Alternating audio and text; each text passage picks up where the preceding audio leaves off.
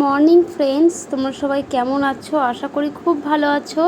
আর আমি কেমন আছি বা দেখতেই পাচ্ছ, এটা হচ্ছে আমার শরীরটা খারাপ হয়েছে শনিবার রাত থেকে। তো আমি রবিবার ভিডিওটা করেছিলাম, রোববার দিয়ে সারাদিনই শুয়েছিলাম। সারা রাত বমি, জ্বর, মাথা ব্যথা, কিচ্ছু করতে পারিনি।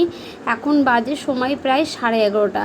তাও আমি শুয়েই আছি। সকালবেলায় বাড়ির লোক কোনো মতো শুধু একটু চা করেছিল, সেই চাটু খেয়ে শুয়ে আছি। উঠতে পারছি না, তো পারছি না, এত বমি আর মাথা ব্যথা।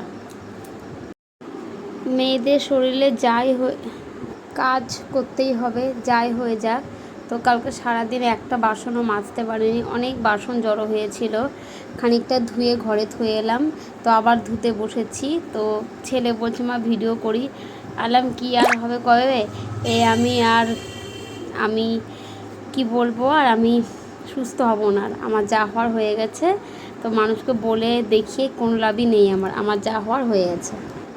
তারপরে ঘরটা একটু কষ্ট করে ঝাড় দিচ্ছি, ঘরটা মুছবো, কেননা অনেকটা বেলা হয়ে গেল। ছেলে একটু ঝাড় দিয়েছে যেমন তেমন করে। তো আমি ঘরটা ঝাড় দিয়ে এখন মুছবো। তারপরে কতগুলো বাসন আছে মাজবো। ছেলেকে আর ছেলের বাবাকে সকালবেলায় বলেছিলাম পরোটা এনে খেতে, তাই ওরা একটু পরোটা এনে খেয়েছিল। আর আমি দেখি স্নান ধান করে দুটো সেদ্ধ ভাত বসাতে পারি কি না। বসাতে পারিনি, মানে কি বসাতে তো হবে, নইলে ছেলেরা খাবে কি? সকালে না একবার পরোটা খেয়েছে, আবার দুপুরে কি খাবে? ওই জন্য দুটো সেদ্ধ ভাতই বসাবো। এরপর ঘরটা ঝাঁট দেওয়ার পর আমি একটু ঘরটা মুছে নিচ্ছি। আমি লাইজল দিয়ে ঘর মুছি, যখন থাকে না, মানে শেষ হয়ে গেলেই সঙ্গে সঙ্গে যে হাতের কাছে পাই তা তো না। দু একদিন শ্যাম্পু ট্যাম্পু যা পাই তাই দিয়ে মুছিয়ে নিই। তো ফিনাইলে থেকে আমি লাইজলটা বেশি প্রেফার করি বেশি।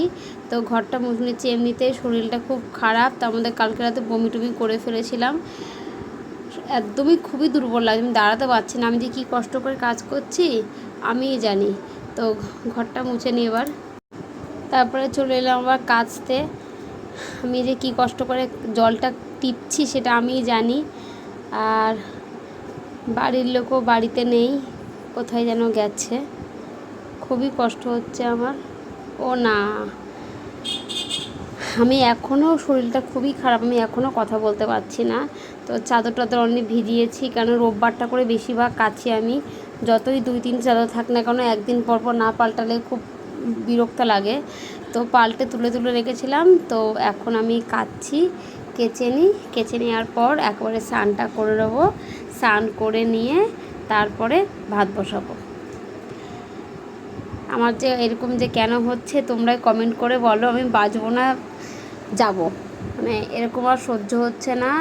ভাবছি ডাক্তার দেখাতে যাবো। আর ডাক্তার দেখালাম এইখানে দেখাবো না, কৃষ্ণনগরে দেখাবো না, বাইরেই দেখাবো। এখন দেখা যাক কোথায় দেখাই।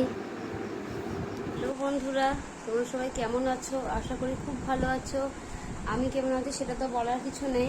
তারপর মোটামুটি সারাদিনে যেটুকুনি পেরেছি কাজ সেরেছি, কিচ্ছু কাজ সারতে পারিনি, এখনও ঘর ঘুরাতে পারিনি। তো এখন যাচ্ছি যোগা ক্লাসে, কেননা 15 আগস্টের জন্য রিহার্সাল চলছে। এখন ক্লাস কামাই করতে না করেছে। তো মেয়েদের শরীর খারাপ বলে কিছু হয় না, যার যেটুকু দায়িত্ব সেটা করতেই হবে। রান্না কোনো মতো রান্না করিনি বলতে গেলে। সকালবেলায় পরোটা এনে ছেলেদেরকে দিয়ে, ছেলেকে আর ছেলে বাবাকে দিয়েছি, খেয়েছে ওরা। আর দুপুরবেলায় 1টার সময় শুধু আলু সেদ্ধ ভাত করেছি। আর কালকের ডাল ছিল, ওটা দিয়ে খেয়ে নিয়েছে।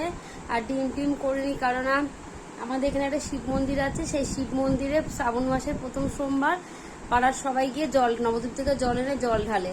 তো আগের দিন নিরামিষ খাওয়া হয়। তো কালকে শ্রাবণ মাসের প্রথম সোমবার আমার বাড়ির লোক যায়, সে কারণে নিরামিষটাই করা হচ্ছে। ডিমটা ছেলেকে ভেজে দেওয়া হয়, কারণে একই গ্যাসের মধ্যে ছোঁয়ানোরা লেগে যায়।